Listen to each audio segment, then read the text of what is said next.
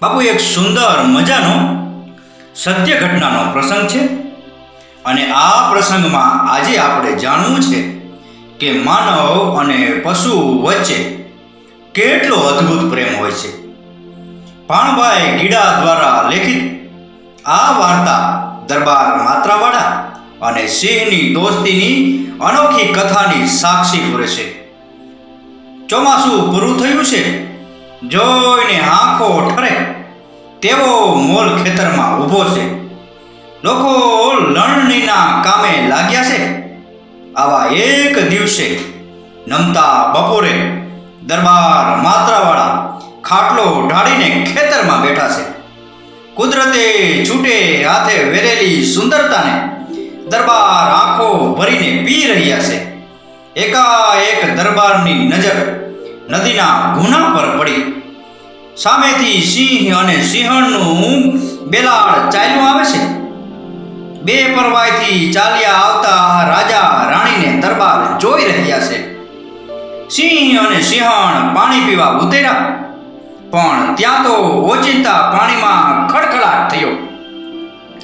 એક પ્રચંડકાય મગર નદીના છીછરા પાણીમાં આવ્યો અને સિંહણને પૂંછડીનો ફટકો મારી ઊંડા પાણીમાં ખેંચવા લાગ્યો.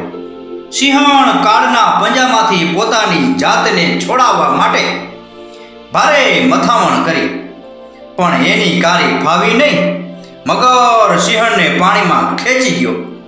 સિંહ પોતાની રાણીને બચાવવા થોડે સુધી પાછળ ગયો, પણ જંગલનો રાજા પાણીમાં લાચાર હતો.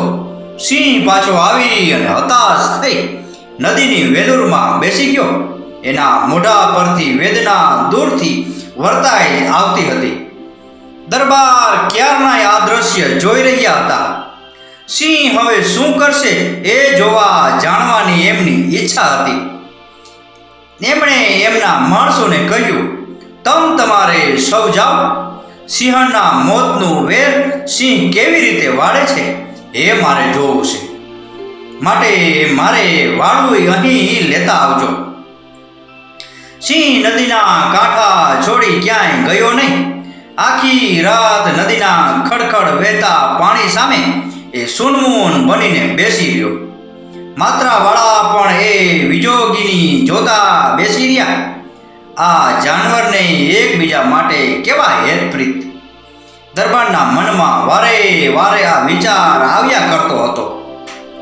આમ ને આમ 2-3 દી નીકળી ગયા. સિંહ ભૂખ્યો ને તરસ્યો નદીના ઘૂમરી લેતા પાણી સામે મીટ માંડીને બેઠી રહ્યો. માત્રાવાળા પણ સિંહને જોતા જોતા ખેતરમાં જ રાત દી રહેવા લાગ્યા. સિંહ માટે એમના અંતરમાં વહાલ ઉભરાતું હતું. 2-3 દી થયા અને એક દી પાણીમાં ફરી ખડભડાટ થયો. સિંહ સાવધાન થઈ ગયો. માત્રાવાળા પણ અધર જીવે પાણી તરફ જોઈ રહ્યા. મગર ઊંડા પાણીમાંથી છીછરા પાણી તરફ આવી રહ્યો હતો. સિંહ ઊભો થયો અને મગરને લલચાવવા પાણીમાં થોડે સુધી આગળ ચાલ્યો. પછી વળી થોડો પાછો આવ્યો અને પાણી પીતો હોય એવો ડોળ કરવા લાગ્યો. નવા શિકારની લાલચે મગર પણ વધુ ને વધુ છીછરા પાણીમાં આવવા લાગ્યો.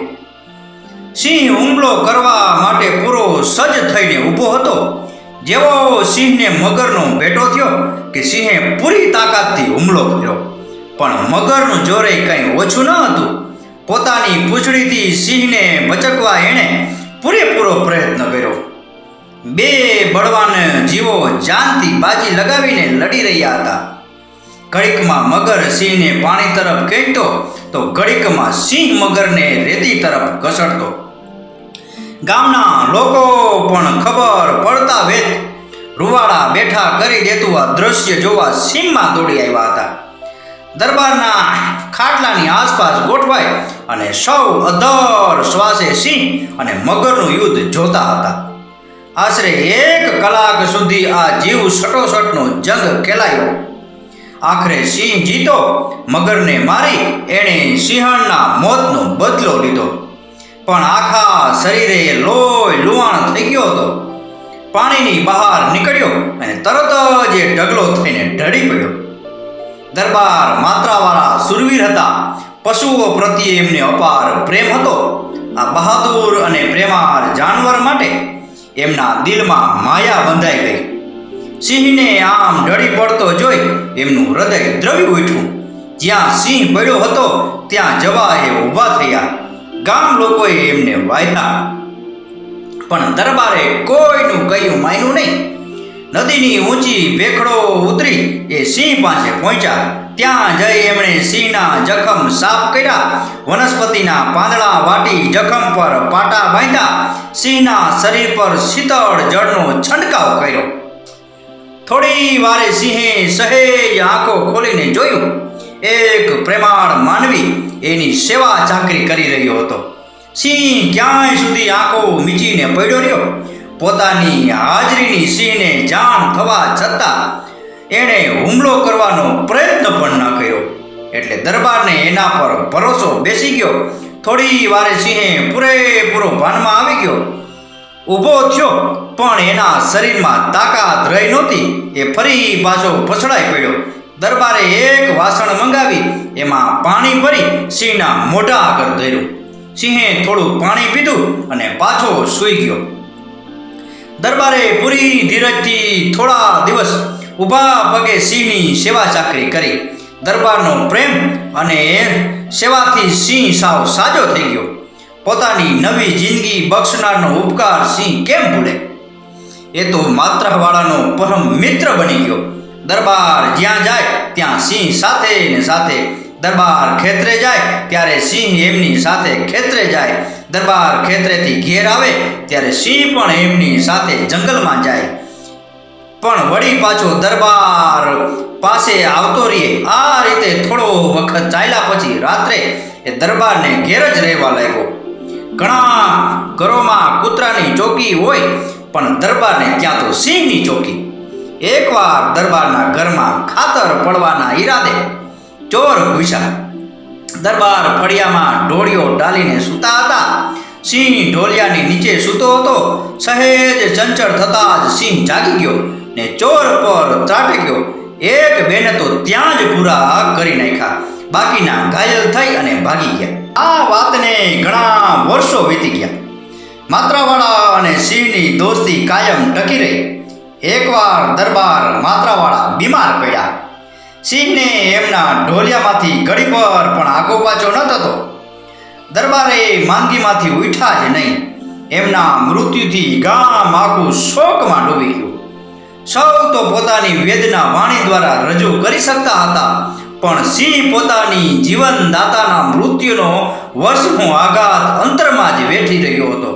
તેથી કોઈ દિવસ ન જોયું હોય તેવું કૌતુક સૌએ દીઠું. દરબારની શમશાન યાત્રામાં સિંહ પણ જોડાયો. સૌ શમશાને પહોંચ્યા.